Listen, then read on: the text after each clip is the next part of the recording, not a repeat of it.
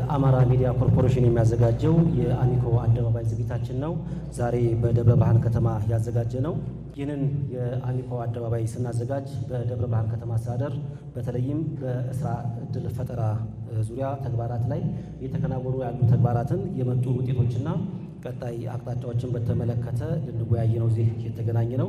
በመካከላችን አቶ በድሉ ውብሸት የደብረ ብርሃን ከተማ አስተዳደር ከንቲባ፣ አቶ ሰለሞን ጌታቸው የደብረ ብርሃን ከተማ አስተዳደር ብልጽግና ፓርቲ ቅርንጫፍ ጽሕፈት ቤት ኃላፊ፣ አቶ በኃይሉ ገብረ ሕይወት የከንቲባ ጽሕፈት ቤት ኃላፊ፣ አቶ ብዙአየሁ ሰይድ የደብረ ብርሃን ከተማ አስተዳደር ስራና ስልጠና መምሪያ ኃላፊ፣ እንደዚሁም አቶ ነብዩ ባዩ የከተማና መሰረተ ልማት መምሪያ ስራ አስኪያጅ እንዲሁም ሌሎች የከተማ አስተዳደሩ የስራ ኃላፊዎች፣ ነዋሪዎችና በስራ ዕድል ፈጠራ ላይ የተሰማሩ ኢንተርፕራይዞችና በግል አንቀሳቃሾች ስለተገናኘን እጅግ በጣም እናመሰግናለን። በአጠቃላይ በከተማ አስተዳደሩ እየተከናወኑ ያሉ ተግባራትን በተመለከተ በተለይ በስራ ዕድል ፈጠራ ላይ የመምሪያው ኃላፊ መነሻ ጽሑፍ ያቀርቡልናል። እርሱን መነሻ ጽሑፍ ተንተርሰን ደግሞ ውይይቶች እናካሄዳለን። ከውይይቱ በኋላ እዚህ አዳራሹ ላይ የተገኙ የከተማ አስተዳደሩ ከፍተኛ የስራ ኃላፊዎች ምላሽና ማብራሪያ እንዲሁም ደግሞ ቀጣይ የስራ አቅጣጫ ይሰጡናል ማለት ነው። በዚህ መሰረት ለውይይታችን መነሻ ጽሑፍ እንዲያቀርቡልን አቶ ብዙአየሁ ሰይድ የከተማ አስተዳደሩ የስራና ስልጠና መምሪያ ኃላፊ እንጋብዛለሁኝ። በ2018 እስካሁን ድረስ አጠቃላይ እንደ መምሪያ የተከናወኑ ዋና ዋና ተግባራት ምንድናቸው የሚለውን ነገር የተወሰኑትን ፈጠን ከጊዜው አኳያ ፈጠን ለማለት እሞክራለሁ። የመጀመሪያው ጉዳይ ከቴክኖሎጂ ጋር ተያይዞ ወይም ደግሞ እንደ ስራና ክህሎት መምሪያ ዲጂታላይዜሽንን ኦን ለማድረግ ከኛ የሚጠበቁ ዋና ዋና ጉዳዮችን ከክልላችን ስራና ክህሎት ቢሮ ጋር በመምከር ዘርፈ ብዙ ስራዎችን ሰርተናል። ስለዚህ ወቅቱ የቴክኖሎጂ ወቅት ነው። ከቴክኖሎጂ ጋር ራሱን አፕዴት ያደረገ ባለሙያ ሊደርሺፕ እና ስራ ፈላጊ እንዲኖር ከማድረግ አኳያ በእኛ የተሰራው የመጀመሪያ የስራ ፈላጊዎች አስተዳደር ሶፍትዌር ተዘጋጅቷል። በሱ መሰረት ስራ ፈላጊ ቀደም ሲል የነበረውን ችግር ትራዲሽናል የሆነውን አሰራር አስቀርቶ አሁን ንጹህ በሆነ መንገድ በጸዳ መንገድ ስራዎች እንዲሰሩ እድል ፈጥሯል። የመንግስትና የግል ኮሌጆች የተማሪ ምዝገባ በዲጂታላይዜሽን ሆኗል። እንደዚሁም የተመራቂ ተማሪዎች ብቃት ወይም ሲኦሲ ምዘና የሚወስዱት በዚሁ በቴክኖሎጂ ነው። እንደዚህም ኮሌጆቻችን ዲጂታል ቤተ መጻሕፍትን የመጠቀም ነገር አለ። በፊት ትራዲሽናል የሆነውን አሁን ከወቅቱ ጋር አፕዴት ያደረገ ምቹ ሁኔታ ሊፈጥር የሚችል ዲጂታል ቤተ መጻሕፍትን ጭምር በመስራት ወቅቱ ጋር አፕዴት የሆነ ስራ ለመስራት ጥረት ተደርጓል። እንደዚሁም ኢንተርፕራይዞች ምርታቸውን የሚያስተዋውቁበት ዌብሳይት አለ። ኢንተርፕራይዞች የመረጃ አስተዳደር ሶፍትዌር ተግባራዊ እንዲሆን ተደርጓል። እንደዚሁም ኮሌጆቻችን ዲጂታል ኤግዛም ፈተናዎችን ሲፈተኑ በዲጂታል እንዲሆን ተደርጓል። የሙያ ማማከር ስራዎችን በተመሳሳይ። ስለዚህ አንዱ ከ2017 ስራ ጀምሮ ትልቁ ነገር በተለይ ከስራ ፈላጊ ጋር ተያይዞ ከአሁን በፊት የነበረውን ድግግሞች ከአሁን በፊት የነበረውን አጠቃላይ አሰራር ይህንን የስራ ፈላጊ መረጃ በመጠቀም ወይም ደግሞ ጆብ ክሬሽን ኢንፎርሜሽን ማኔጅመንት ሲስተም የምንለውን እሱን በመጠቀም ስራ አጥነት ላይ ከአሁን በፊት የነበረው ብልሽት በጣም ሚኒማይዝ እያደረገ የሄደበት ሁኔታ እንዳለ ከግንዛቤ እንዲደረግ ነው። ከዛ ውጪ ዋናው ቁልፉ ተግባራችን የስራ ዕድል የሚፈጠርላቸው እነማን ናቸው የሚለው ነገር የመጀመሪያው ቀዳሚ ጉዳይ ምዝገባ ነው። በዚህ መሰረት በበጀት ዓመቱ 1084 ኢንተርፕራይዞችን በመመስረት ለ19271 ለሚሆኑ ስራ ፈላጊዎች የስራ ዕድል እንፈጥራለን በሚል ግብ ጥለን እየሰራን ያለ ነው ማለት ነው። ይህንን ከተማ አስተዳደሩ ከመምሪያ ጀምሮ እስከታች ያለው መዋቅር የስራ ዕድል ፈጠራ ምክር ቤት የሚመለከታቸውን አጋር እና ባለድርሻ አካላት ባሳተፈ መንገድ 1084 ኢንተርፕራይዞችን በመመስረት ለ19271 ስራ ፈላጊዎች የስራ ዕድል መፍጠር መቻል አለብን በሚል ግብ ጥለን እየሰራን ያለ ነው። በዚህም መሰረት የመጀመሪያው ቀዳሚ ጉዳይ ሰውን በመረጃ መያዝ ነው። ስለዚህ የምዝገባውን ጉዳይ ስናይ እቅዳችን 19271 ነው። ከዚህ ውስጥ እስካሁን የተመዘገበው 18337 ወይም 95% መዝግበናል። ስለዚህ ከባለፈው ዓመት ጋር ስናነጻጽረው ሰውን በመረጃ በሲስተሙ የመያዝ ጉዳይ ትክክለኛ ስራ ፈላጊውን ንጹህ በሆነ መንገድ በመረጃ የመያዝ ጉዳይ 95% በ5 ወሩ አቺቭ ማድረግ በሰክሰስ ገምግመናል ማለት ነው። በክልሉም ጥሩ እንትን ላይ ነው ያለው ማለት ነው መረጃ ከመያዝ አኳያ። ሁለተኛው የአዌርነስ ክሬሽን ስራ መስራት ነው። የተመዘገበው ስራ ፈላጊ የግንዛቤ ማስጨበጥ ስራ ለተመዘገበው ስራ ፈላጊ፣ ለወላጆች፣ ለሌሎች ልዩ ልዩ ህብረተሰብ ክፍሎች ግንዛቤ ማስጨበጥ ስራ ይሰራል ማለት ነው። ግንዛቤው ከተፈጠረ በኋላ ሌላው ጉዳይ የስራ ዕድል ፈጠራ ጉዳይ ነው፣ የዳቦ ጉዳይ። ከዚህ አኳያ በቋሚ በጊዜያዊ የስራ ዕድል ይፈጠራል በሁለት መንገድ።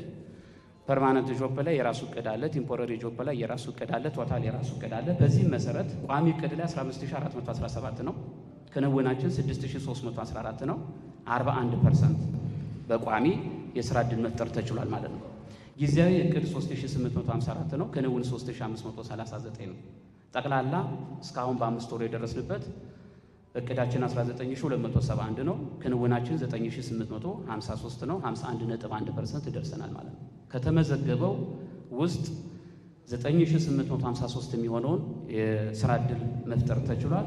ከፈጠርነው 9853 ውስጥ ደግሞ 6314 የሚሆነው ፐርማነንት ጆብ ላይ ወይም ቋሚ የስራ ዕድል ላይ መፍጠር ተችሏል ማለት ነው። ሰስተኔቢሊቲ ያለው ላይ ካልተረባረብን ጊዜ የምንፈጥረው ላይ መልሶ ስራ ፈላጊ ስለሚሆን ቋሚ የስራ ዕድል የመፍጠር ጉዳይ ላይ እሱ ላይ የኃይል ሚዛናችን ሞር ፎከስ አድርገን እየሰራን ያለበት ሁኔታ አለ ማለት ነው። የተፈጠረው የስራ ዕድል መታወቅ አለበት። በምን ዘርፎች ነው የስራ ዕድል የሚፈጠረው የሚለው ነገር 5 ዘርፎች አሉ። ከ5 ውስጥ በ3 ዘርፎች ላይ ርብርብ ይደረጋል ማለት ነው። በግብርና፣ በኢንዱስትሪና በአገልግሎት ዘርፎች የስራ ዕድል ይፈጠራል።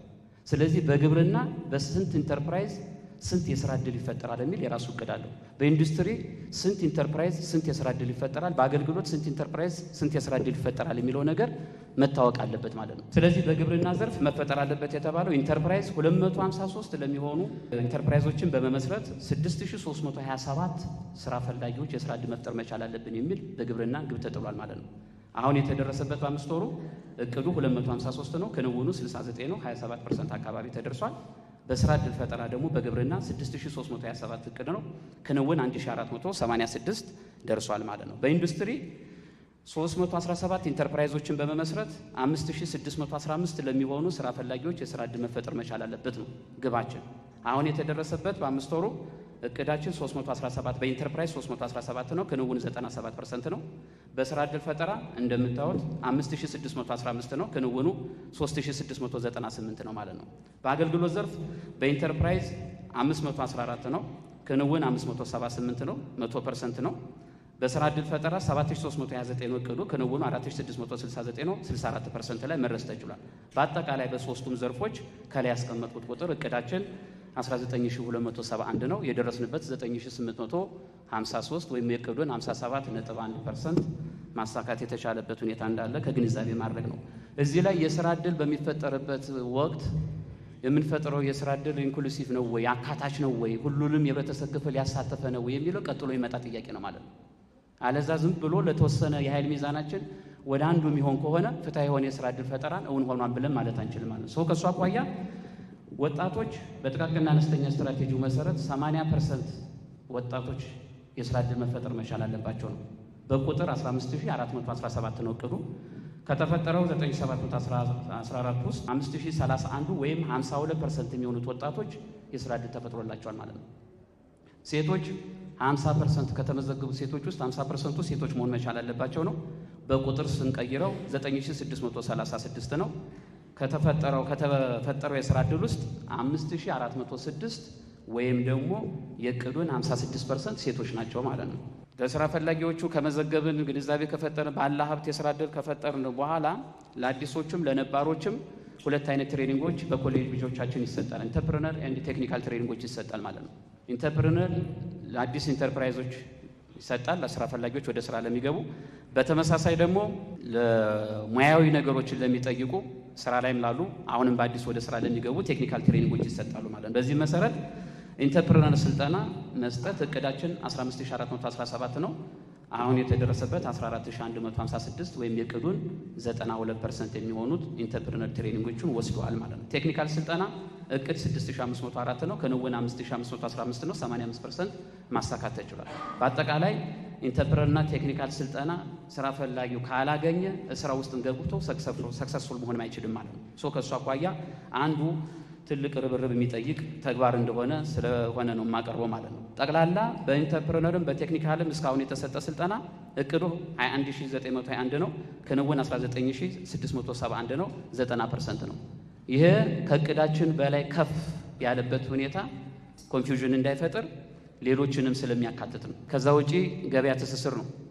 ለማሳያ ያክል ነው እንግዲህ ገበያ ትስስር በተለያየ መንገድ ለኢንተርፕራይዞች ስራ ዕድል የተፈጠረለት ኢንተርፕራይዝ ወይም ወደ ስራ የገባ ኢንተርፕራይዝ የገበያ ትስስር ካልፈጠርንለት ነገ ተነገ ወዲያ ላይከስር ምንም ዋስትና የለንም ማለት ነው። የገበያ ትስስር ጉዳይ የሀገር ውስጥ የገበያ ትስስር አለ፣ የውጭ ሀገር የገበያ ትስስር አለ። ባዛሮችን በማመቻቸት በሰንበት ገበያ ትስስር ይፈጠራል ማለት ነው። ከዛ ውጪ ሌላው ቁልፉ ተግባር ብድር ከተሰራጨ በኋላ የማስመለስ ስራ አንድ ቁልፍ ተግባር ነው። እቅዳችን ሁሉም ብድር የወሰደ ኢንተርፕራይዝ 100% መመለስ መቻል አለበት ነው። በዚህ መሰረት ከ109 ኢንተርፕራይዞች ከ288 አንቀሳቃሾች 6.4 ሚሊዮን ብር ማስመለስ ተችሏል። የብድር አመላለስ ምጣኔውን ስናይ በመደበኛ ብድር 100% ነን፣ በተዘዋዋሪ ብድር 99.97% ነን። ይህንን እስካሁን ድረስ በክልሉም ከፊት መስመር ካሉ ዞኖች አንደኛ ነን ማለት ነው። የዲስትሪቢዩሽንም ችግር የለም። ሰውን ከወሰደ በኋላ ሰርቶ የመመለስ ችግር የለብንም። ይሄን እናስቀጥላለን። ዋይላይፍ ፋይናንስ ካፒታል ዕቃ ብድርን በተመለከተ 2 ኢንተርፕራይዝ እና 6 አንቀሳቃሾች 450 ሺህ ብር በማኑፋክቸሪንግ ዘርፍ እንዲጠቀሙ 2 ማሽኖችን ገዝተው እንዲጠቀሙ የተደረገበት ሁኔታ አለ። አሰሪና ሰራተኛ አዋጁ ጋር ከፋብሪካ ጋር ተያይዞ አሰሪና ሰራተኛ አዋጅ ቁጥር 1156 2011 አለ። በአሰሪና ሰራተኛው መካከል ጥሩ የሆነ ፖዚቲቭ ሪሌሽን እንዲኖር፣ ጥሩ የሆነ መከባበር፣ ጥሩ የሆነ ስራ እንዲሰራ እንዲሁም ሰላማዊ ኢንዱስትሪ ግንኙነት እንዲኖር ከማድረግ አኳያ ዘርፈ ብዙ ስራዎችን እየሰራን ያለ ነው። ለዚህም ደግሞ ሌበር አሶሲዬሽን ወይም የሰራተኛ ማህበር ሰፊ የሰው ኃይል ባላቸው ፋብሪካዎች ላይ የማቋቋም ችግሮች ሲፈጠሩ ከአጥር ውጪ ችግሮች ፈንድተው ሳይወጡ እዛው እየተመከሩ ችግሮቹ እንዲፈቱ የሚያደርግ በአሰሪውና ሰራተኛው መካከል ብሪጅ ሆኖ የሚያገለግል ሌበር አሶሲዬሽን ወይም ሰራተኛ ማህበር ተቋቁሟል። በሰነድም በአካልም በቼክሊስትም በግብረ መልስም የማብቃት የመደገፍ ስራ ይሰራል ማለት ነው። ሌላው የስራ ላይ አደጋ ወንድሞቻችን በሚደርስባቸው ሰዓት መብታቸውን የማስከበር ስራ፣ አንድ ወንድም እጁ ሲቆረጥ ከአዋጁ ወጣ ባለ መንገድ ከፋብሪካ አመራሮች ጋር በመምከር እስከ 500 ሺህ ብር ወይም ግማሽ ሚሊዮን ብር ካሳ እንዲከፈል የማድረግ የፋብሪካ ደሞዝ እንደምታውቁት የፌዴራል መንግስት አልመለሰም። 10 ፋብሪካዎችን በማዋየት በማግባባት ደሞዛቸውን እንዲያሻሽሉ ያደረግንበት ሁኔታ አለ። ይህም አንዱ የስራ አካል ነው፣ መስፋት መቻል አለበት። አቶ ብዙአየሁ ሰይድ የደብረ ብርሃን ከተማ አስተዳደር ስራና ስልጠና መምሪያ ኃላፊ ሰፋ ያለ ጊዜ ወስደው አጠቃላይ በደብረ ብርሃን ከተማ አስተዳደር በስራ ዕድል ፈጠራ የተከናወኑ ተግባራትን በተመለከተ የመጡ ውጤቶችና ያጋጠሙ ችግሮችንም በተመለከተ ሰፋ ያለ ሀሳብ ነው ለመወያያ እየሰጡን፣ እጅግ በጣም እናመሰግናለን። ከዚህ በኋላ የሚሆነን ወደ ውይይት ነው የምናመራው። ውይይቱን የሚመሩልን የደብረ ብርሃን ከተማ አስተዳደር ከንቲባ አቶ በድሉ ብሸትና ቀደም ሲል መነሻ ጽሑፍ ያቀረቡልን የደብረ ብርሃን ከተማ አስተዳደር ስራና ስልጠና መምሪያ ኃላፊ ናቸው። ወደ መድረክ ይመጣሉ። በዚህ መሰረት እድል ነው የምሰጠው። አመሰግናለሁ። እኔ የመጣሁት ከሚሊዮንና ሲሳይ ኢንተርፕራይዝ ነው እና ከቀረበው ሰነድ እንደተረዳሁት የተሰሩት ጥሩ ስራዎች አሉ። ነገር ግን ሰነዱ ላይ ከኛ ኢንተርፕራይዝ አንጻር ቅሬታ ስላለኝ እሱ ላይ ወደ ቅሬታ የሚያስኬደኝ ሀሳብ ላይ ይገባለሁ። ምንድነው እቅዱ ላይ ነው። አሁን እቅድ ሲታቀድ ያው ፊውቸሮችን በማሰብ ጥሩ ስራ ለመስራት ነው። ነገር ግን እቅድ ብቻ ሳይሆን አሁን ከዚህ በፊት የተመሰረቱ ኢንተርፕራይዞች ላይ ከእቅዱ በተጨማሪ ከዚህ በፊት ያሉ ኢንተርፕራይዞች ላይ ለምን ድጋፍ ተደርጎ አይሰራም?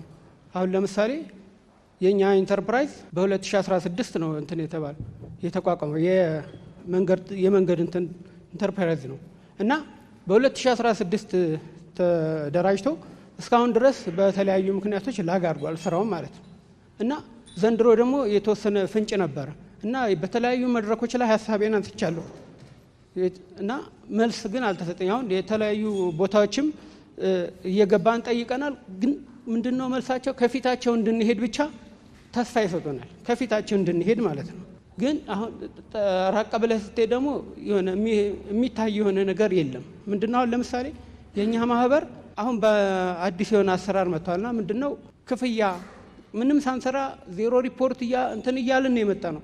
ዜሮ ሪፖርት እያቀረብን መተን ብንም ባልሰራ ነው ስራ ወደ ደረጃ ሀመሯ እንድንተላለፍና ተጨማሪ በ30 ሺህ ብር ምንም ስራ ሳንሰራ 30 ሺህ ብር እንድንከፍል ተደርገናልና የዚህ ማህበር አባላቶች ደግሞ ስራ አጦች ናቸው። አመሰግናለሁ እድሉ ስለተሰጠኝ።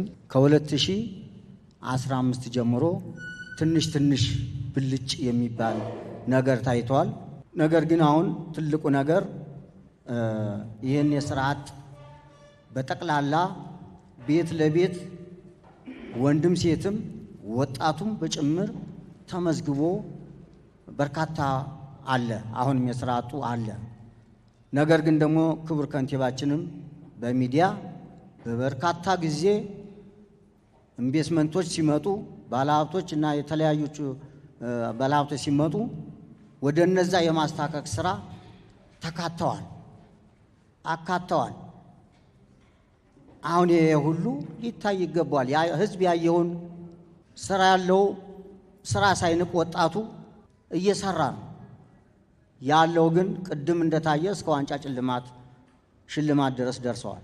መስራት ኩራት ነው። መስራት ለሀገር ነው። መስራት ለራስ መለወጥ ነው። የስራ አጡ ከተመዘገበ በኋላ ወደ ስራ ግባ ሲባል የስራ መምረጥ ሁኔታዎች ይታያሉ። አብዛኛው ወጣት ስራ አጡ በሙያና ቴክኒክ ከተመረቀ በኋላ ከዩኒቨርሲቲ ከጨረሰ በኋላ የቢሮ ስራ ነው የሚፈልገው። ለምን? ይሄ ግንዛቤ ይቀራል። አንድ የመጀመሪያ ጥያቄ ማነሳው በከተማችን ላይ ብዙ የስራ እድል ተፈጥረዋል። በከተማችን ላይ ከተማ አስተዳደራችን እንደ ከተማችን እንደ ታሪክነቷ መጠን አሁን በቅርብ ጊዜ ብዙ ፋብሪካዎች፣ ብዙ ኢንዱስትሪዎች ተሰርተዋል። በዚህ መካከል ግን በቅርብ ጊዜ ላይ ብዙ የስራ እድል ተፈጥሯል። ከተማችን ተንቀሳቅሷል።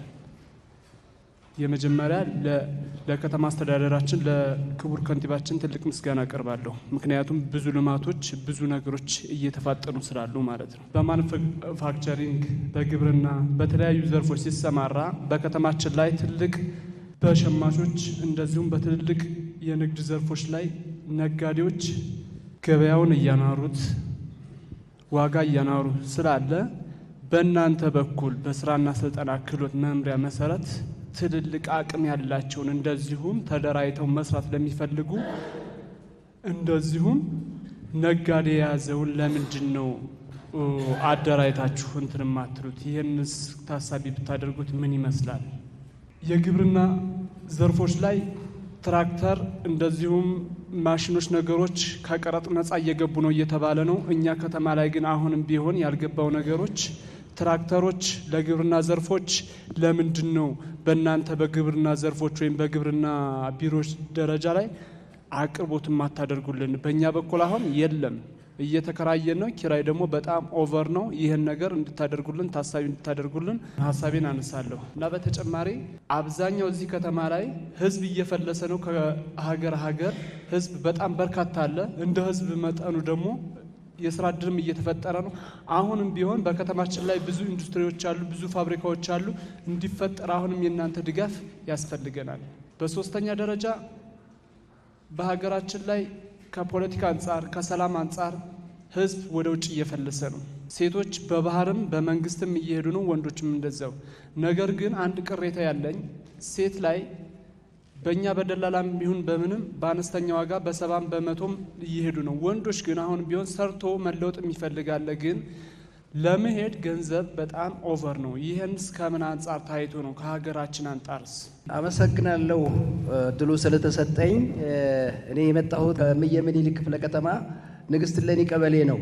እኔ አሁን ከቀረቡት እንትኖች ላይ ጥሩ ናቸው። መንግስት ያቀረባቸው የብሎም በከተማችን የተዘጋጁት እነዚህ ፒክቸሩ ላይ እንዳየናቸው ጥሩ ነው። ስራ ላይ የሌላቸው ሰዎች ስራ እንዲያገኙ፣ ስራ እንዲፈጥሩ፣ ራሳቸውን እንዲያሻሽሉ መደረጉ ትልቅ ነገር ነው ብዬ ወስዳለሁ እኔ በግሌ።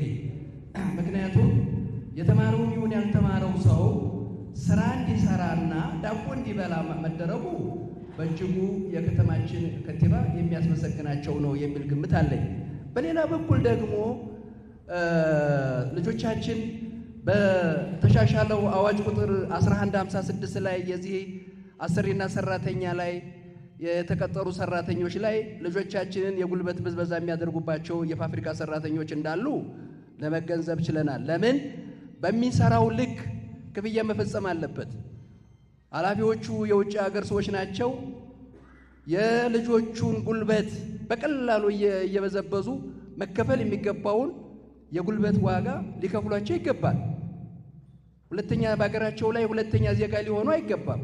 ይሄም ከአዋጁ አንጻርና ድንጋጌ አንጻር በደንብ መቃኘትና መፈተሽ ይገባል። ወደፊት አገራችን በዚህ ከቀጠለ ጥሩ ተነሳሽነት አለው የሚል ግምት አለኝ። ወጣቱ ስራ ሳይንቅ ቅድም እንደተባለው ስራ ሳይንቁ ስራን መሰረት አድርጎ መስራት ለራሱም ቢሆን ለሀገርም ቢሆን ጠቀሜታ አለው የሚል ነገር ላይ ለማለት ነው። እውነት ለመናገር በደብረ ብርሃን ከተማ አስተዳደር ስራ አጥን ለማደራጀትና ለመቀነስ ሰፊ ስራ እንደሚሰራ የምናየው ጉዳይ ነው። ምንድነው ትልቁ ችግር? ቅድም ወንድሜ ላይ እንደገለጸው ስራን ዝቅ አድርጎ የማየትና የመናቅ ጉዳይ ነው። እያንዳንዱ ስራ ላይ ስራውን አክብሮ ሰርቶ ልወጣለሁ የሚል መንፈስ አለመያዝ ነው የሚታየው። ምክንያቱም የሚያጋጥሙ ችግሮች ስላሉ ነው። እኔ እንደዚህ ዝቅ ብዬ አልሰራም፣ ወደ ሽከማ አልገባም፣ ወደ ሌላ ስራ አልገባም የሚል ከፍተኛ ውዝግቦች ይታያሉ። ምክንያቱም የተሻለ ስራ ብቻ መርጠን አይሆንም፣ ስራን ንቀን ለውጥ አናመጣም። ስለዚህ በዚህ ላይ ትልቅ ትኩረት እያንዳንዱ ስራ አጥ ይህን ሊገነዘብ ይገባል።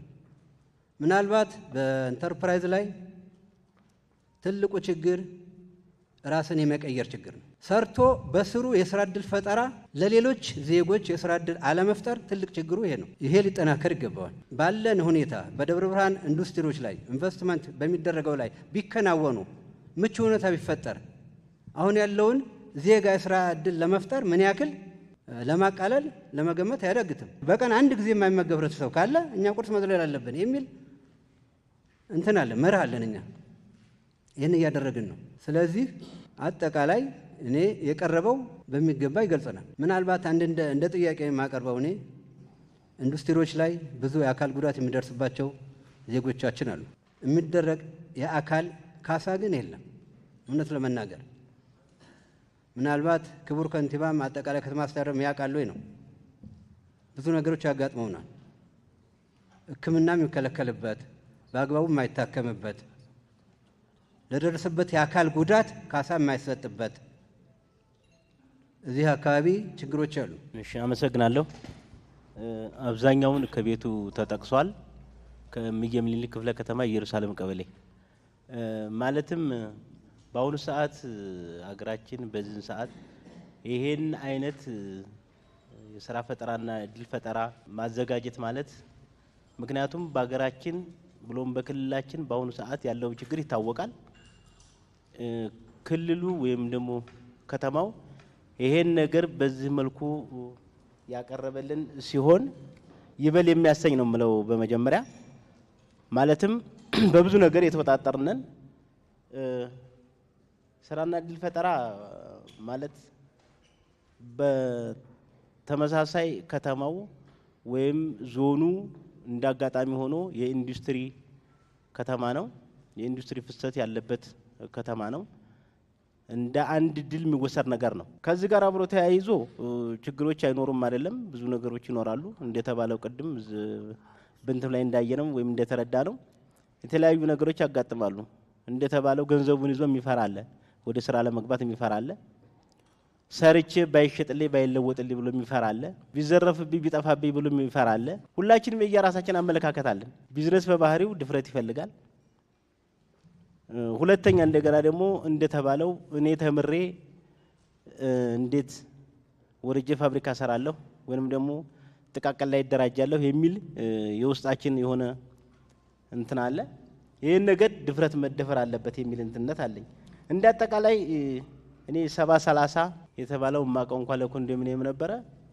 እውነትም ለካ በዚህ ቢዝነስም ላይ አለ ማለት ነው። ጥሩ ነገር ነው ማለት በግል እንትን የሚባሉ 30% በእንትን የተባለ 70% የተደረገ ነገር አለ እና ቆንጆ ነገር ነው ማለት ይሄ ብድር ማመቻቸቱ ለህብረተሰቡ ወይም ለወጣቱ ስራ ለመስራት ለሚፈልግ እድል ለተመቻቸለት ይሄን አይነት ማመቻቸቱ ራሱ ትልቅ ነገር የሚል እንትነት አለኝ። እነኚህ ድርጅቶች ግን ጎን በጎን ከተማዋን ማሳደግ አለባቸው የሚል እንትነት አለኝ። እድሉ ስለተሰጠኝ አመሰግናለሁ።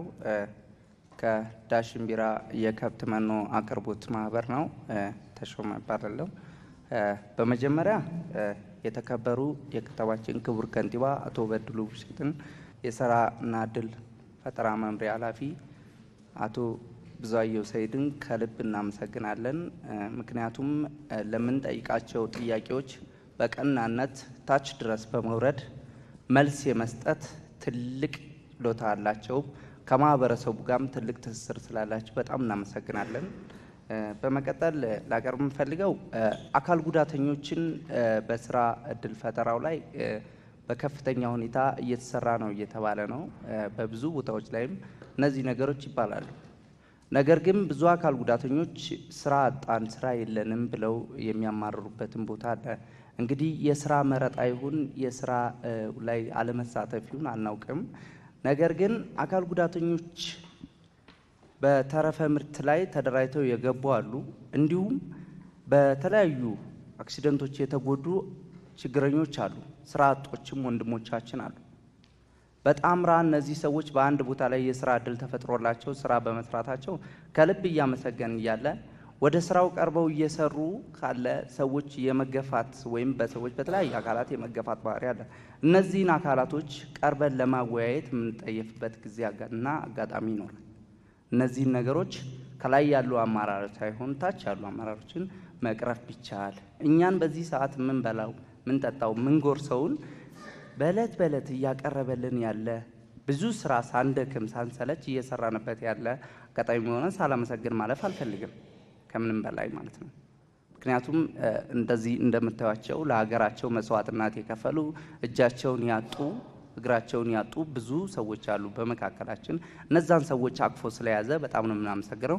የስራ እድልም ተፈጥሮልን እዚህ ቦታ ላይ በመምጣታችን በጣም ነው እያመሰገንን የምንቀጥለው። ወደፊት አካል ጉዳተኞችን በማንኛውም ቦታ ተሳትፈው እንዲያገኙ ወይም ደግሞ በማንኛውም ቦታ ሀሳባቸውን ገልጸው ወደፊት መጥተው መናገር እንዲችሉ የማሳተፍ እድሉ ምን ያክል ነው? በከተማ አስተዳደሩ ዙሪያ የተያዘው እቅድ ምን ያክል ነው? ይህን ገለጻ ቢያደርጉልን ፈልጋለሁ።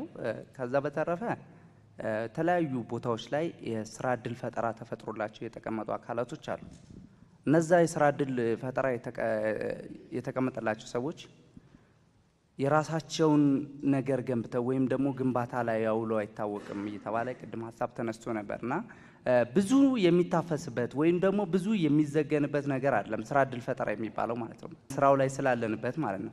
የሚታፈስበት ሳይሆን ጥቂት ጎርሰን የዕለት ጉርሳችንን ከዛ አግኝተን የዕለት ምን ጎርሳት ምን ጠጣትን እንዳናጣ የምንሰማራበት የስራ እድል ፈጠራም አለ።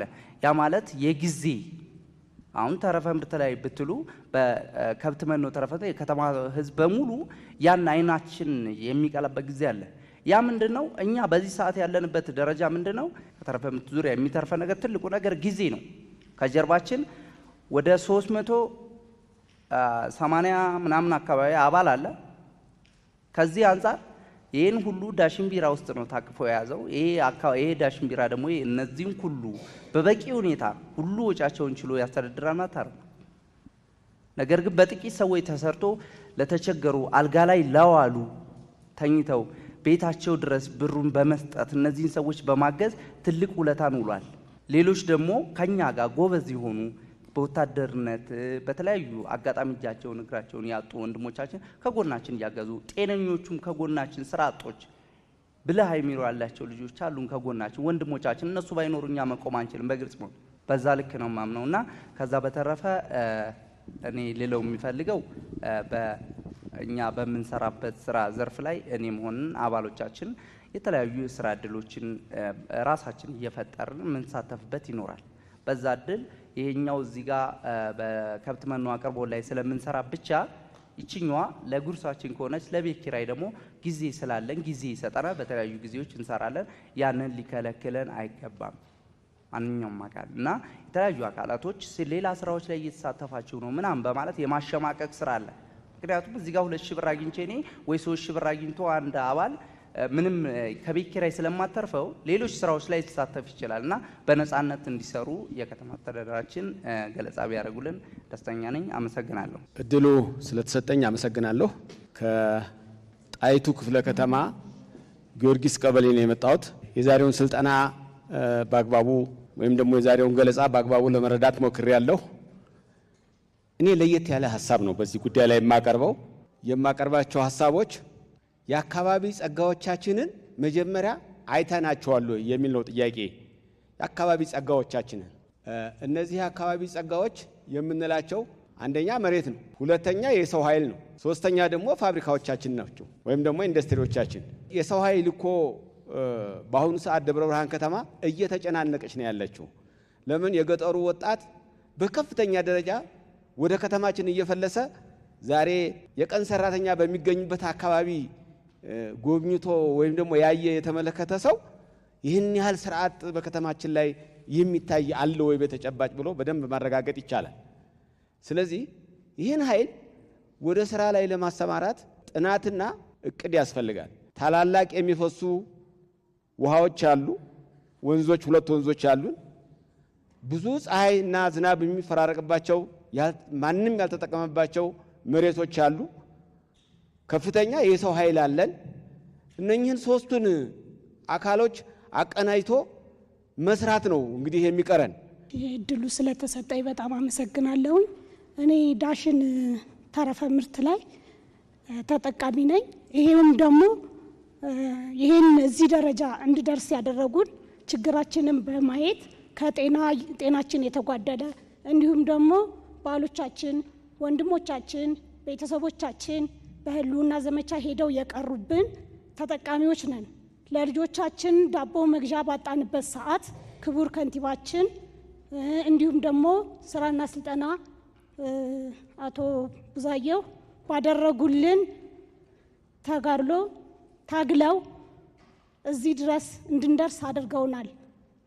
ስለዚህ ከኔ ጋር ያሉ እኔም መሰልና ጓደኞቻችን በህልውናው ዘመቻ አካላቸውን አጥተው አልጋ ላይ የዋሉ እንደዚሁም ደግሞ መሄድ የማይችሉ በክራንች የሚሄዱ ጓደኞች አሉ። እኛም ከነሱ ጋር አብረን እየሰራን ነው። እኔ በእርግጥ ከነሱ ይሻላለሁ፣ ግን እነሱን በማገልገል እኔም ተጠቃሚ እየሆንኩ ነው። ስለዚህ ዳሽን ተረፈ ምርት ዳሽንን ሳላመሰግን ማለፍ ስለማልችል ነው። ለልጆቼ ዳቦ መግዣ፣ ለራሴ መድኃኒት መግዣ፣ ለራሴ ህይወት ማቆያ ስላደረገልኝ ዳሽን ማመስገን ስለምፈልግ ነው። አመሰግናለሁ። ድሉ ስለተሰጠኝ እግዚአብሔር ያክብርልኝ። ከልብ አመሰግናለሁ። ይርጋ እያሌውና ጓደኞቻቸው ዶሮ እርባታ ሽርክና ማህበር ከመኖ የምናመጣው ለዶሮቻችን ከአዳማ ነው። ጃግዲሽ አግሮ የህንድ ፋብሪካ ነው። የዛ ኤጀንሲ ነን፣ እናከፋፍላለን መኖ ማለት ነው። ነገር ግን እዚህ ደብረ ብርሃን ላይ የመኖ ማቀነባበሪያ ማሽን የለም። ይህንን ነገር ለምሳሌ እኛ አሁን ልክ የኛን ስራ አይተው እኛ ስደተኞች ነበረን። ከዛ መጥተን ይህን ስራ ጀምረን እንደዚህ ከተለወጥን በኋላ የተወሰነ ነገር ካገኘን በኋላ የኛን መሰረት አድርገው እኛ ወደዚህ መጥተው ስራ እንዲሰሩ ችግርን ተቋቁሞ መስራት እንደሚቻል አሳይተናቸው መጥተው የጀመሩ ልጆች አሉ። ነገ በታች ተዋቸው ያላችሁ እና ግን የመኖ አቅርቦት ነገ ኢንተርፕራይዞች ዶሮ የሚሰሩ ልጆች በመኖ ምክንያት ስራ እንዳያቆሙ የመኖ ማቀነባበሪያ ማሽን ቢዘጋጅ።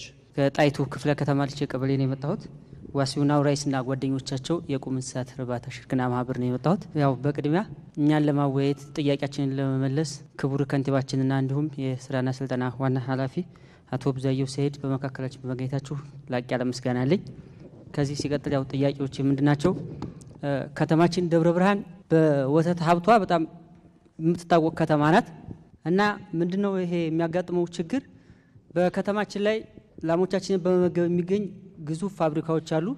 ዳሽን ቢራና አበሻ ቢራ ፋብሪካዎች አሉ፣ ተረፈ ምርት ያላቸው። የዳሽን ቢራ ፋብሪካ እኛ ጋር ተደራሽ ይሆናል። የአበሻ ቢራ ደግሞ እስካሁን ድረስ በተደጋጋሚ ለደብረ ብርሃን ከተማ እንስሳት ሀብት ልማት ጠይቀናል። ተረፈ ምርቱ እኛ ጋር እየደረሰ አይደለም፣ ሌላ ጋር ነው የሚሄደው። ተረፈ ምርቱ ይምጣልን ብለን ስንጠይቅ በእኛ አቅም የሚፈታ አይደለም። ክቡር ከንቲባ ጠይቀናል ተብሏል። ክቡር ከንቲባችን ይህንን ነገር እስካሁን ድረስ ይጠይቁ አይጠይቁ አላቅም። ለወደፊትስ ምን አስበዋል የሚለውን ማቅረብ እፈልጋለሁ። ከዚህ ሲቀጥል ላሞቻችን በሚታመሙበት ሰዓት በቂ ሐኪሞች አሉ መጥተው እኛ ጋር የሚያክሙልን እና እነኛ ሐኪሞቻችን ላሞቻችን በሚያሳዩት አክት ነው መድኃኒት የሚሰጡት። ከተማችን ላይ ምንም አይነት ላብራቶሪ የሚደረግ ነገር የለም። ናሙና ተወስዶ ላብራቶሪ የሚሰራበት ማሽን ስለሌለ ይሄ ነገር ቢሟላልን ማለት እወዳለሁ። መልካም ድሉን ስላገኘሁት አመሰግናለሁ። እንግዲህ ከቤቱ በጣም በርካታ ሀሳቦች ተነስተዋል። እነኚህ የተነሱ ሀሳቦችን ጥንካሬዎቻችንን ይበልጥ ሌሎች ክፍተቶቻችንን እንድንሞላበት እንዳንድ እድል መጠቀም፣ እጥረቶቻችንን ደግሞ በቀጣይ የእቅዳችን አካል አድርጎ መፍታት ይገባል የሚለውን ነገር ሀሳብ ሰጥቼ እንግዲህ የስራ እድል ፈጠራ ጋር ተያያዥነት ባላቸው ጉዳዮች በከተማችን ላይ ወጣቱን የስራ እድል ባለቤት ለማድረግ በጣም በርካታ ስራዎችን ከተማ አስተዳደሩ ሲሰራ ቆይቷል። እንግዲህ ተቋሙን በቂ የሆነ የሰው ኃይል በማሟላት መዋቅሩ እስከ ክፍለ ከተማ ድረስ እንዲወርድ በማድረግ ለዚህ ደግሞ ሊያሰራ የሚችል በጀቶችን የማመቻቸት ስራ ከተማ አስተዳደሩ ሲሰራ ቆይቷል። በዚህም የተነሳ በጣም በርካታ ኢንተርፕራይዞች ለከተማችን አቅም ሊሆኑ የሚችሉ በክልል ደረጃ ተወዳድረው ለሌሎች ወጣቶች ሞዴል ሊሆኑ የሚችሉ ኢንተርፕራይዞች የተፈጠሩበት ከተማ አስተዳደር ነው ብሎ መውሰድ ይቻላል። ስለዚህ ኢንተርፕራይዝ በፈጠርከ ቁጥር ያንን እያየ ሌላው ወጣት ደግሞ ወደ ኢንተርፕራይዝ ወደ ስራ ባለቤት የመግባት እድሉ እየጨመረ ይሄዳል ማለት ነው። ስለዚህ ከተማ አስተዳደሩ ምንም ሪሶርስ ቢያመቻች ምንም ምቹ ሁኔታ ቢፈጥር ቀድሞ የገቡ ኢንተርፕራይዞች አሁን ለሚፈጠሩ ኢንተርፕራይዞች ያለው ተነሳሽነት እጅግ በጣም ከፍተኛ ስለሆነ እናንተም በቀጣይ አቅም ሆናችሁ እስከታች ድረስ ስራ ልትሰሩ ይገባል የሚለው ነገር እንዲወሰድ ነው። እንግዲህ የስራ እድል ፈጠራ ለአንድ ተቋም ብቻ የምንሰጠው ሳይሆን ቅንጅትን የሚጠይቅ ትብብርን የሚጠይቅ ሁሉም አካል ሊረባረብበት የሚገባ የስራ ተግባር ነው። በተቋም ላይ ብቻ የታጠረ የስራ እድል ፈጠራ ውጤታማ ሊሆን አይችልም። ካለን የሰው ኃይል አንጻር ደግሞ በሚፈለገው ደረጃ የከተማችን ላይ ያሉ ወጣቶችን፣ ሴቶችን ማርካት አንችልም። ስለዚህ ይሄ ስራ ልዩ ትኩረት ይሻዋል ተብሎ ከንቲባው ከሚከታተላቸው መሰረታዊ ጉዳዮች በከተማ ላይ ከሚሰሩ አንዱ የስራ እድል ፈጠራ ነው ማለት ነው። ስለዚህ እዚህ አካባቢ ያሉ ችግሮችን፣ ማነቆችን እየፈታን በመሄዳችን በጣም በርካታ ወጣቶች የስራ ባለቤት ማድረግ የተቻለባቸው ሂደቶች አሉ። ከዛም ባለፈ ደብረ ብርሃን እንግዲህ የኢንዱስትሪ መዳረሻ እየሆነች መጥታለች። የኢንዱስትሪ መዳረሻ እንድትሆን ከፍተኛ አስተዋጽኦ ካበረከተው የህብረተሰብ ክፍል አንዱ ወጣቱ ነው። ለምን ሲባል ከተማው ላይ የተረጋጋ ሰላም እንዲኖር በማድረግ ወጣቱ የሰላም እጦቶች የሰላም ችግሮችን በመንቀስ ለሰላሙ የበኩሉን አስተዋጽኦ በማበርከት ሰላም እንዲረጋገጥ አጉልቶ በመስራቱ ተደጋጋሚ የምክክር መድረኮች ሲዘጋጁ በዚህ ላይ አንቂ ሀሳቦችን በመስጠቱ የከተማችን ሰላም እያደገ በመምጣቱ በዛው ልክ ደግሞ ሰላም ሲረጋገጥ ደግሞ ኢንዱስትሪዎች ይመጣል። ኢንዱስትሪ ሲመጣ ደግሞ እዛው ላይ የስራ እድል እየተፈጠረ ይመጣል ማለት ነው። ስለዚህ የተረጋጋ ሰላም እንዲኖር ያደረጋችሁት አስተዋጽኦ ቀላል ስለማይባል ለእናንተም ምስጋና መስጠቱ የተሻለ ነው ብዬ አስባለሁ። በጣም ሂውጅ የሆኑ ፋብሪካዎች በከተማችን ደረጃ እጅግ በጣም እንዳይን ብሌናችን የምናያቸው ፋብሪካዎች እየተፈጠሩ ነው። ይህ ፋብሪካ በጣም በርካታ የሰው ኃይል ይጠይቃል። ስለዚህ ያ ፋብሪካ ልክ ወደ ማምረት ከመግባቱ በፊት የኛ የከተማችን ወጣቶች የትኛውን የህብረተሰብ ክፍል ይፈልጋል፣ ምን አይነት ሙያን ይፈልጋል ብሎ እነኚህን አብቅቶ መጠበቅ ይገባል። ጥቅል እንደ ከተማ በመጀመሪያ የቀረበውን ሰነድ አይተን ከዛ በኋላ ደግሞ በኢንተርፕራይዞችም በነዋሪዎችም ደረጃ የተነሱ ሀሳቦች ላይ የተወሰነ ለመጨመር የመጀመሪያው እንደ ከተማ ባለፉት ዓመታት በወጣት ስራ እድል ፈጠራ ላይ በጣም ብዙ ስራዎች ተሰርተዋል። እነዚህ ስራዎች ሲሰሩ ደግሞ ሙሉ በሙሉ እንከን አልባና የተሻሉ ናቸው ማለት ባንችልም በተቻለ መጠን ግን ወጣቶችን ተጠቃሚ ለማድረግ ከስራ ጋር ለማስተሳሰር ጥረቶች ተደርገዋል። በዚህ ደግሞ የመንግስት ተቋማት ቅንጅት በተለይ ደግሞ የስራ እድል ፈጠራ ምክር ቤት የሚባሉት ከመምሪያ እስከ ክፍለ ከተማ ድረስ ያሉት በባለቤትነት ስራውን በመያዝ ከሀብት ልየታ ጀምሮ ስራ እድል በመፍጠር በመከታተል ስልጠና በመስጠት ሰፊ ስራዎች ሲሰሩ ቆይተዋል። በዚህም የተሻለ የሚባል ስራ መስራት ተችሏል። ወጣቶችም ስራ እንዲሰሩ ነገ ተስፋ እንዲኖራቸውና ወደ መካከለኛ ባለሀብት እንዲቀየሩ የማድረግ ስራዎች ሲሰሩ ቆይተዋል። ወጣቶችን ለማብቃት የስራ እድል ፈጠራው ላይ በደንብ ቴክኒካሊም በሀሳብ ደረጃ በተለይ ቅድም ስናነሳቸው የነበሩትን የስራ መምረጡን፣ ማማረሩን፣ ከትንሽ መነሳት መጥላቱን እዛ ላይ ያስተሳሰብ ስራውን አጭር ጊዜ ቢሆንም በደንብ በመስራት ወደ ስራ እንዲሰማሩ የማድረጉ ላይ ጉልህ አስተዋጽኦ ሲያደርጉ ቆይተዋል። ከዚህም በተጨማሪ የኢንኩቤሽን ሴንተሮችን በመፍጠር ወይም ደግሞ የሀሳብ ማበልጸጊያዎችን በማቋቋም በተለይ ደብረ ብርሃን ፖሊቴክኒክ ኮሌጅ ወጣቶች አይዲያቸውን ይዘው ገብተው ምርት አምርተው ራሳቸውንም አካባቢያቸውንም መቀየር በሚችሉበት ደረጃ ስራ እንዲሰራ እየተደረገ ነው ያለው። ሌላኛው ከዚህ ከኢንተርፕራይዞች ተጠቃሚነት ጋር ተያይዞ ተደራጅተን 2 ዓመት 3 ዓመት እንቆያለን፣ ስራዎች መስራት አልቻልንም፣ ለተጨማሪ እንግልትና ወጪ ተዳርገናል የሚለው ላይ የመጀመሪያው ከዚህ ከኮንስትራክሽን ማህበራት ጋር ተያይዞ በጣም ብዙ ኮንስትራክሽን ማህበራት ከዚህ በፊት የተደራጁ አሉ፣ ከ62 በላይ ማህበራት።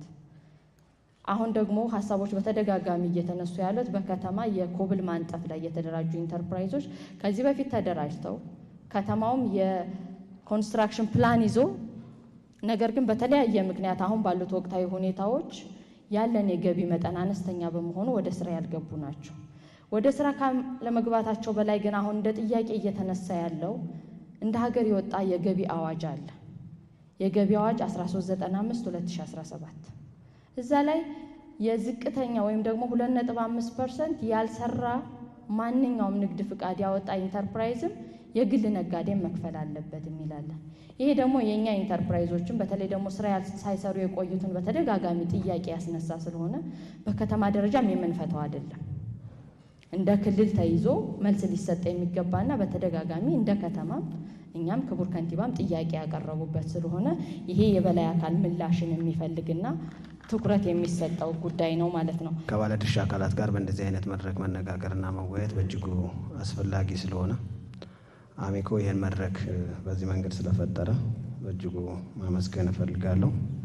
ከዛ ውጪ የስራ ዕድል ፈጠራ በተለይ በከተማ አስተዳደራችን ቁልፍ የመንግስት ስራዎች ከምንላቸው ተግባራት በግንባር ቀደምነት የሚጠቀስ ነው። ከተማ አስተዳደሩ በአጠቃላይ በሁሉም ተቋማት እና በሁሉም የአስተዳደር እርከኖች የስራ ፈላጊዎችን የስራ ፍላጎት ጥያቄ ለመመለስ በሚያስችል ደረጃ እቅድ አዘጋጅቶ ይህን እቅድ ደግሞ በባለቤትነት በተለይ በስራ ዕድል ፈጠራ ምክር ቤቱ በየደረጃው እየተገመገመ እንዲመራ ለማድረግ ስራዎች እየተሰሩ ነው ያሉት። ጸጋዎችን የመለየት ባሉት ጸጋዎች ላይ ደግሞ ለወጣቶቻችን ለስራ ፈላጊዎቻችን ስራ ዕድል ለመፍጠር ስራዎች እየተከናወኑ ነው የሚገኙት። በተለይ በባለፉት ሳምንታትም እንዲሁ ከወጣቶች ጋራ አጠቃላይ ወጣቱን የተመለከቱ መድረኮች ለማካሄድ ሞክረናል። በዛ መድረክ ላይም ወጣቶች ቢሻሻሉ ቢስተካከሉ ቀጣይ ትኩረት ቢሹ ያሏቸውንም ጉዳዮች አንስተዋል። ዛሬም በዚህ መድረክ ላይ ወጣቶቻችን ስራ የተፈጠረላቸው ተጨማሪ የሚያስፈልጓቸውን ጥያቄዎች እያነሱ ነው ያሉት። የሚያስፈልጓቸውን ድጋፎች እየገለጹ ነው ያሉት። አዳዲስ ስራ ፈላጊዎችም ትኩረት ተሰጥቶ እንዲሰራ ጥያቄ እያነሱ ነው ያሉት እና እነዚህም በመሰረታዊነት ከተማ አስተዳደራችን በቀጣይም የበለጠ ትኩረት ሰጥቶ እንግዲህ ስራ ዕድል ይፈጠር፣ ለወጣቶቻችን ስራ ያስፈልጋል፣ ወጣቶቻችን ወደ ስራ ማስገባት አለብን ተብሎ ሲታሰብ ከወጣቱም የሚጠበቃለ ከመንግስትም የሚጠበቃለ ማለት ነው። ከዚህ አኳያ በመሰረታዊነት በጋራ ትብብርና ቅንጅት ሁሉም በጋራ ሰርቶ ስለሆነ ወጣቶችን የስራ ዕድል ጥያቄ ሊመልስ የሚችለው መንግስት በራሱ ብቻውን ሁሉንም እድሎችና ሁሉንም አማራጮች ተጠቅሞ የስራ ዕድልን ፈጥሮ መጨረስ ስለማይችል ጸጋዎችን በመለየት ያሉትን አቅሞች በመጠቀም በቤተሰብ በራሱ በወጣቱ በመንግስትም በጋራ በሌሎች አጋር ተቋማትን ትብብርና ቅንጅት ስለሆነ እየሰራ ያለው ከተማ አስተዳደራችን በባለፉት ዓመታት በጣም በርካታ ወጣቶችን የስራ ዕድል በትኩረት ሰጥቶ በጣም በርካቶች የስራ ዕድል ተፈጥሮላቸዋል። ብዙ ዜጎች የዕለት ጉርሳቸውን ካለው ጸጋ እየተጠቀሙ ከዛም አለፍ ብለው ሀብት ንብረት እያፈሩ ለሌሎችም ተጨማሪ የስራ ዕድል እየፈጠሩ ያለበት ሁኔታ ነው ያለው። አንዳንድ የተነሱት ላይ አብዛኛው የሚወሰድ ነው። ወስዶ ወደ ቼክሊስት ቀይሮ ከታችኛው መዋቅር ጋር መክሮ ንድፈ ሀሳቡ ወደ ተግባር የሚቀየርበትን መንገድ ለማመቻቸት ጥረት ማድረግ ነው የሚፈልገው። ምናልባት የተወሰኑ 1 2 3 ጉዳዮች ላይ ከስደት ተመላሽ ጋር ተያይዞ የመጀመሪያው ጉዳይ ሰው ስደት መሄድ መቻል የለበትም። በአገሩ ያለውን ጸጋ ሀብት ተጠቅሞ እጁን እግር አድርጎ ሰርቶ መለወጥ ይችላል። በሀገራችን በርካታ ዘርፈ ብዙ ጸጋዎች ስላሉ፣ ስለዚህ እዚህ ላይ ሁላችንም እናንተም እኛም አመለካከት ላይ አስተሳሰብ ላይ የመጀመሪያ ጉዳይ መስራት ነው ቀዳሚ ጉዳይ። ሁለተኛው ሄዶ የመስራት ፍላጎት ያለው ሰው ደግሞ የውጭ ሀገር ስራ ስምሪት አዋጅ አለን። በዛ አዋጅ መሰረት አስፈላጊውን ነገር አሟልቶ ፖሊ ኮሌጆቻችን ዲኖች ባለሙያዎች በጣም ቀናዎች ናቸው። አስፈላጊው ትሬኒንግ ተሰጥቶ በህጋዊ መንገድ መሄድ ይቻላል ማለት ነው። ከዛ ውጪ ተመልሰው ሳይመቻቸው የሚመጡት ወንድሞች የቅድሚያ እየሰጠን የስራ ዕድል እየፈጠርን ነው። ከአረብ ከየትኛውም አካባቢ የመጡት ወንድሞች ሳንቲም ያላቸው እርሾ ይዘው የመጡትን የመስሪያ ቦታውን እያመቻቸን ከክቡር ከንቲባ ጋር እየመከርን የመስሪያ ቦታ እያመቻቸን ወደ ስራ እንዲገቡ አድርገናል። ምንም እርሾ የሌላቸውን ደግሞ ብድር እየሰጠን ኮንቴነሮችን ሌሎች ዘርፎች ላይ እንዲሰማሩ እያደረግን እየደገፍን እያገዝን ይሄን አስቶ መሄድ ይገባል የሚለው ነገር እንዲያዝ። ፋብሪካ ላይ የደሞዙ ጉዳይ ቅድም ሪፖርቱ ላይ እንዳመላከትኩት 10 የሚሆኑ ፋብሪካዎችን ቀና የሆኑትን ለሁሉም ነገር ቅንነት መልካም ነውና ቀና የሆኑ አሉ። እንዲህ እያየን አይናችን እያየ ይሄን ያህል እንዲየደገም ነጭ ላባቸውን ጣብ እያደረጉ የምንከፍለው ነገር ኑሮ ጣራ በነካበት ዘመን ትንሽ ስለሆነ በሚል አፕሮች ስናወያያቸው በራቸውን ከፍተው የሚጠብቁን አሉ። ወደ 10 የሚሆኑ ፋብሪካዎች አሻሽሏል። የሚኒመም ዌጅ ጉዳይ ክልሉ የማይመለከተውም ከተማ አስተዳደሩ የማይመለከተውም የፌዴራል ጉዳይ ነው። እሱ መልስ እስኪመጣ ድረስ ግን 10 ፋብሪካዎችን አዋይተን አግባብተን ደሞዝ እንዲያሻሽሉ አድርገናል። ይሄን አስቶ ባለን አቅም መሄድ ነው የሚሆነው ማለት ነው። ተዘዋዋሪ ፈንድ ብድር ላይ አሰራር አለው። በአሰራሩ መሰረት እያስተናገድን ነው። የተዘዋዋሪ ብድር ተጠቃሚ እነማን መሆን መቻል አለባቸው? ተዘዋዋሪ ፈንድ ለመጠቀም ምን ሪኳየርመንት አለ? ሁለተኛ አሁን ከወቅቱ ጋር ተያይዞ የተነጋገረ በፊቱ ስሌት ነው ያለው፣ አሁን እንዴት ይደረግ የሚለውን ጭምር ልንመክርበት እንችላለን ከክልሉም ጋር ከአበዳሪ ተቋማት ጋር ማለት ነው። ግን ተዘዋዋሪ ብድሩም ይሁን መደበኛ ብድሩም ላይ እስካሁን ድረስ ባለው ልክ በጥሩ ሁኔታ እየሄደ ነው። ከወቅቱ ጋር የተጣጣም አይደለም የሚለውን እሱን ወስደን የሚመለከታቸው አካላትን ባሳተፈ መንገድ ልንሰራ እንችላለን ማለት ነው። አካል ጉዳተኛ ላይ አንድ መርህ አድርገን እየሰራ ነው። አካል ጉዳተኛ የቅድሚያ ተሰጥቶ በሚፈልጉት መጠን እንዴት ከስራ ጋር ተገናኝተው የራሳቸው ኢንካም ይኖራቸው የሚለውን ነገር እየመከርን እየሄድን ያለበት ሁኔታ አለ። ይህን የበለጠ ማስፋት ማስቀጠል ተገቢ ነው የሚሆነው ማለት ነው። ስለዚህ በአብዛኛው ሌሎች የተነሱ ጉዳዮች ቢኖሩም እነሱን ወደ አሰራር ቀይሮ እየተደጋገፉ እየተጋገዙ መሄዱ ተገቢ ስለሚሆን እንወስዳቸዋለን። የሰጣችሁትን ሀሳብ ደግሞ በከልብ ይዘን በቀጣይ እንዲሁ መድረክ ፈጥረን የምንመሰጋገንበት ጊዜ ይኖራል ብዬ አስባለሁኝ። አመሰግናለሁ። በእኔም በኩል በጣም አመሰግናለሁ። በተለይ አሚኮ የመድረክ በማመቻቸቱ እና ሀሳብ የሰጣችሁትንም በቀጣይ ምን እንስራ የሚለውን የሚያመላክቱ ስለሆነ ስራ እድል ፈጠራ እንደ ከተማ አስተዳደር የመጀመሪያ አጀንዳችን ነው፣ ፕራይማሪ አጀንዳ ነው። በአንድ በኩል ከከተሞች አፈጣጠር መነሻ መውሰድ ይቻላል። ከተሞች የተፈጠሩት ለስራ እድል ነው እና በባህሪው የስራ እድል ፈጠራ ቅድሚያ ነው። የፖለቲካ ጥያቄ ነው፣ የኢኮኖሚ ጥያቄ ነው፣ የመኖር ጥያቄ ነው። በዛ ደረጃ ከተማ አስተዳደሩ ተረድቶ ነው የሚሰራው። ሁለተኛ ማንሳት የፈለኩት አንዱ ምንድነው ከስራ እድል አኳያ አሁን በቅርብ ጀምሮ የተሻሻለው የሚለው የስራ እድል እንፈጥራለን ለማን እንፈጥራለን የሚለው በሲስተም የተመዘገበ አልነበረም። ብዙዎቻችሁ ከ2 ከ3 ዓመት በፊት ዛሬ ስራ እድል የተፈጠረለት ነገ ይመጣል ይመዘገባል፣ ለየትኛው እንደተፈጠረም አይታወቅም፣ ምን ያህል አለን የሚለውን በአግባቡ አይመዘገብም። የተፈጠረለት የስራ እድል ለማን ነው የሚለውን ቋሚ ነው ወይስ በውሸት ሪፖርት የቀረበ ነው የሚለውን እሱን ሊቀርፍ የሚችል አንዱ የሲስተም የምንለው የማዘመን ዲጂታላይዝ የማድረግ ስራ ተግባራዊ ያደረግንበት ሁኔታ በእጅጉ እንደ አዲስ የስራ እድልን በአግባቡ የመምራት ሂደት ውስጥ ቁልፍ ሚና እየተጫወተ ያለ ስለሆነ በተለይ የዲጂታላይዜሽን ስርዓት አሁንም ማጠናክረን መቀጠል እንደሚገባን ለማንሳት ስለፈለኩ ነው። ይሄን ካወቅን ከመዘገብን ዲጂታላይዝ ካደረግን በኋላ አሁን እየተሰራ ያለው ጸጋዎቻችን እንደ ከተማ እንለያለን። ጸጋ በመለየት መሰረታዊ ችግሮች አሉ ብዬ አልወስድም። ለምሳሌ እኛ ጸጋዎች አንዱና ከፍተኛው ኢንዱስትሪ ነው። በኢንዱስትሪ ምን ያህል እንፈጥራለን ብለን በአግባቡ እንለያለን። እስከ 35% እንደኛ ከተማ ደግሞ ከ35 እስከ 40% የሚሆነው አብዛኛው በኢንዱስትሪ የሚፈጠርላቸው ተብሎ ተለይቷል። ግብርናው በጣም ፖቴንሻል ነው። ደብረ ብርሃን እንደምታውቁት የግብርና ዘርፉ የእንስሳት ዘርፉ በጣም ፖቴንሻል ነው። በሁለተኛ ደረጃ የስራ እድል የሚፈጠርበት እሱ ዘርፍ ነው። ሶስተኛ የማዕድን ዘርፉ በጣም ትልቅ ነው። የአገልግሎት ዘርፉ በጣም ትልቅ ነው። የቱሪዝም ዘርፉ ገና ብዙ የስራ እድል አልፈጠርንበትም እንጂ በጣም ፖቴንሻል የምንለው ከደብረ ብርሃን አኳያ እነዚህ ናቸው። በግል ኢንተርፕረነር የሚፈጠሩ የስራ እድሎችን ብንወስድ በማኑፋክቸሪንግ የፈጠራቸዋል፣ በግብርና ዘርፍ፣ በኮንስትራክሽን ዘርፍ፣ በሌሎችም እየተፈጠረ ያለበት ሁኔታዎች ናቸው ያሉት። ስለዚህ ይህን ጸጋሜ የመለየት ግንዛቤ የመፍጠር ስራዎች አንዱ ትኩረት ተደርጎ እየተሰራ ያለበት ሁኔታ ነው ያለው። ከኛ አኳያ አንዱ በተለይም ለስራ እድል እንደምቹ ሁኔታ የምንወስደው መሬት አቅርቦት ላይ ያለው በመወሰን ረገድ የመጀመሪያ ለኢንተርፕራይዞች ነው። ይሄ ብዙዎቻችሁ ታውቁታላችሁ። ሌላው አሁን የተጀመረው በጣም ማጠናከር ያለብን የክላስተር ሲስተም፣ ለምሳሌ እንስሳት እርባታዎችን በአንድ አካባቢ የማድረግ ብረታ ብረቶችን በአንድ አካባቢ የማድረግ በተለይ ሁሉም ክፍለ ከተማ ክላስተር እንዲኖራቸው ማድረግ የተጀመረበት ሁኔታ መውሰድ ይቻላል። ሞዴል ማሳያ የሚሆኑ የስራ እድሎች አሉ። አምራች ዘርፍን ብናነሳ እንጨትና ብረታ ብረት የተሰማሩትን እንኳን ብንወስድ አንዳንዶቹ እስከ ኢንዱስትሪያሊስት ደርሰዋል። ኢንዱስትሪ ውስጥ ገብተው ተሰማርተዋል። አሁን እንጨት ማቀነባበሪያን ደሳለኝን ማንሳት ይቻላል። ከጥቃቅና አነስተኛ ነው የተነሳው። ዛሬ በእንጨት ማቀነባበር ስራ በጣም ውጤታማ የደረሱ ናቸው። ሌሎችም መድረስ የቻሉ የግብርና ዘርፎችን ማንሳት ይቻላል። እነ ይርጋ ቅድም ሲያነሱት የነበሩት ኒዮናስ እንስሳት እርባታ ላይ ሞዴል የሚሆኑ ናቸው።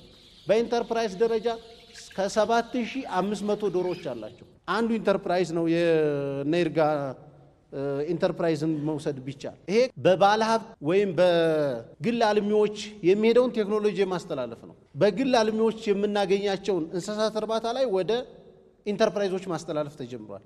ለምሳሌ ዶሮ እርባታ ላይ የምናገኛቸው የማናጅመንት ሲስተምን ወደ ኢንተርፕራይዞች ማስተላለፍ ተጀምሯል። እንስሳት እርባታ ላይ አይታችሁ ከሆነ ዘመናዊ የእንስሳት ባልሚዎች የሚረቡ አሉ እኛ ከተማ ውስጥ። እነዚህን ወደ ኢንተርፕራይዝ ማሸጋገር ተጀምሯል። በዛ ዓመት አዳዲስ ዘርፎችን ማየት ተጀምሯል።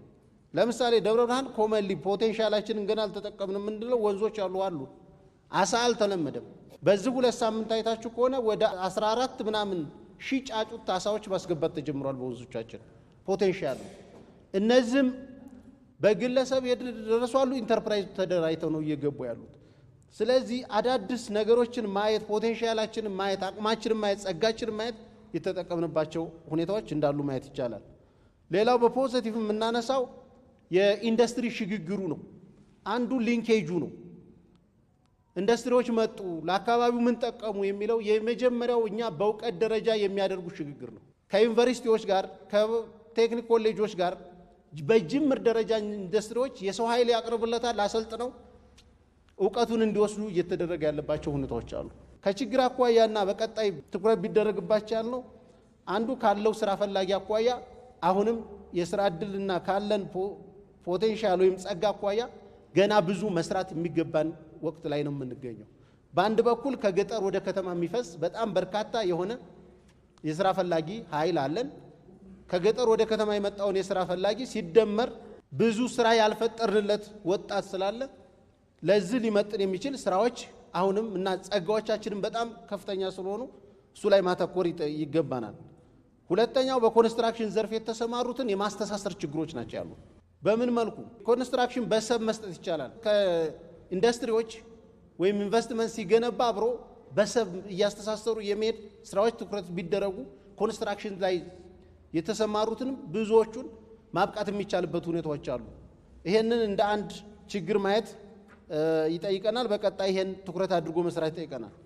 ሌላው ከአሰሪና ሰራተኛ ጋር ነው፣ በብዛት ተነስቷል። በሁለት አይነት መልኩ ይፈታል ነው። አንደኛው ዝቅተኛ የደመወዝ እርከን በአገር አቀፍ ደረጃ፣ በሁለተኛ ደረጃና አሁን እኛ እየሄድንበት ያለው ግን በዋነኝነት የሰራተኞች ማህበር በየፋብሪካዎቹ ማቋቋም፣ ካቋቋምንም በኋላ በድርድርና በንግግር ችግሩ እንዲፈታ ማድረግ ነው። አሁን እየሄድንበት ያለው ይሄ ነው። ነገር ግን አንዱ ሁላችንም ማሰብ ያለብን ኢንዱስትሪዎች ወደ ከተማ ሲመጡ፣ ኢንቨስትመንት ሲመጣ ለትርፍ ነው።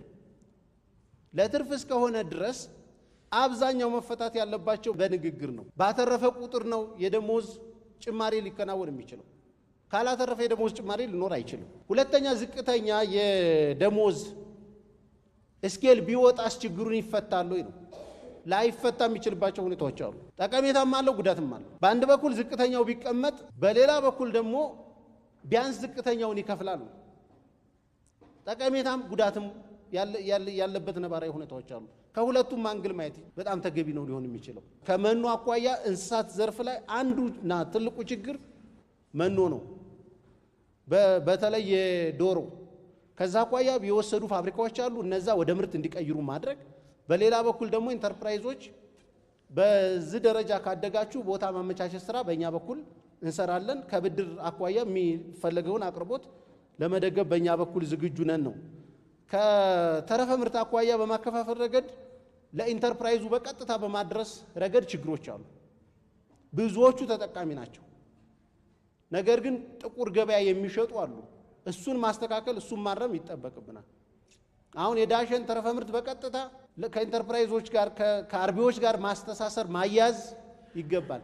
በዛ ደረጃ የሚሰጡ ኢንተርፕራይዞች አሉ። ተረፈ ምርቱን ይቀበላሉ፣ በቀጥታ ለአርቢዎች የሚያከፋፍሉ አሉ እዛ አካባቢ። በሌላ በኩል ደግሞ አንዳንዶቹ ከአካባቢው ርቀው በጥቁር ገበያ ይሸጣሉ። እነዚህን ማስቆም እነዚህን መከታተል በእኛም በኩል ይጠበቃልና እሱ ላይ አንዱ ትኩረት አድርገን የምንሰራው ነው ለማለት ነው። ከስራ ፈላጊው አኳያ አንዱ ያመለካከት ብለን ስናነሳ ስራ ማማራጦች አሉ። ስራ ማማራጦች በስፋት የሚስተዋሉባቸው ናቸው። ረጅም ጊዜ የሚፈጁ ጉልበትን የሚወስዱትን አይመረጡም። በቀላሉ እንደ ተረፈ ምርት አይነት ማከፋፈል አይነቶቹ በቀላሉ ይመረጣሉ። ስለዚህ በአስተሳሰብ ደረጃ አሁንም በተለይም ስራ መምረጥን አንዱ ትኩረት አድርገን መስራት ይጠይቀናል። ሁለተኛ በድጋሚ ተደጋጋሚ ስራ የሚፈልጉ አሉ። በብዙ ዘርፍ መሰማራት የሚፈልጉ አሉ። በሌላ በኩል ስራ ያላገኛለ፣ በሌላ በኩል ደግሞ 2-3 አማራጮችን የተሻለውን አማራጭ ለመጠቀም የሚፈልግ ስራ ፈላጊ አለ። ስለዚህ ይሄንን ሊያጣጥም የሚችሉ በተለይ በአመለካከት ደረጃ መሰራት የሚገባቸው በየደረጃው ያለን አመራር እንዲሁም ወጣቶች እዚህ ላይ ትኩረት አድርገን ከሰራን እንደ ደብረ ብርሃን ፖቴንሻሉ አለ፣ ሀብቱ አለ። ይሄን ሀብት በአግባቡ በላቀ ደረጃ መጠቀም ይገባናል የሚል ሀሳብ ነው ያለ። በአጠቃላይ አሁን ባለንበት ደረጃ ተሞክሮ ሞዴል ሊሆኑ የሚችሉ የስራ እድል ፈጠራዎች አሉ የሚበረታቱ። ነገር ግን ካለን የስራ ፈላጊ አኳያ ካለን ጸጋ አኳያ አሁንም ትኩረት አድርገን መስራት ይጠይቀናል። ለዚህም በእኛ በኩል አሁን ከምንሰራቸው ስራዎች የበለጠ ምቹ ሁኔታን እንፈጥራለን። ባለድርሻ አካላት እና ወጣቶች ደግሞ የተሻለ አስተሳሰብ የተሻለ ግንዛቤ ይዞ በምንሰማራበት ስራ ላይ ውጤታማ እንድንሆን ትኩረት አድርገን መስራት ይጠበቅብናል የሚል ሀሳብ ነው ያለኝ። በጣም አመሰግናለሁ። አቶ በድሉና ሌሎች ከፍተኛ የስራ ኃላፊዎች ምላሽና ማብራሪያ ስለሰጡ እጅግ በጣም እናመሰግናለን። እዚህ ተገኝታችሁ ሀሳብና አስተያየት ስለሰጣችሁን ብዙ ሀሳቦችም ስለተገኙ ለከተማ አስተዳደሩ ግብዓት የሚሆኑ ስለተሳተፋችሁ እጅግ በጣም እናመሰግናለን።